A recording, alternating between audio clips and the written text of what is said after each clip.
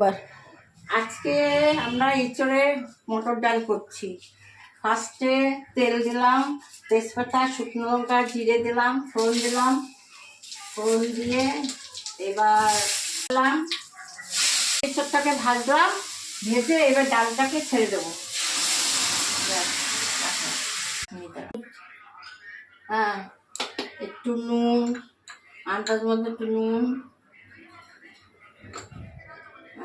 1.5 চামচ নুন, 1 চামচ হলুদ দিয়ে একটু নাড়াচাড়া হবে। তারপরে সামান্য একটু মিষ্টি লাগবে, একটু মিষ্টিও দিয়ে দিলাম, সামান্য একটু মিষ্টি দিয়ে দিলাম, 1 চামচের মতো মিষ্টি দিলাম। এবার ডালটা ফুটবে ভালো করে। ফুটলে একটু গরম মশলা দিলেও হয়, না দিলেও হয়, আমি একটু দেবো গরম মশলা। ঠিক আছে, আর 2টো কাঁচা লঙ্কা দিয়ে দিলাম, কাঁচা লঙ্কা কাঁচি দিয়ে কেটে দিলাম। ব্যাস, এবার একটু ফুটবে, তারপরে নামিয়ে দেবো।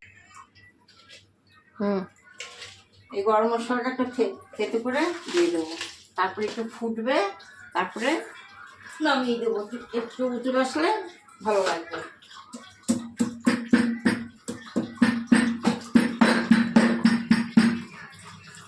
মশলাটা দিয়ে দিলাম, এবার একটু ফুটতে দেবো।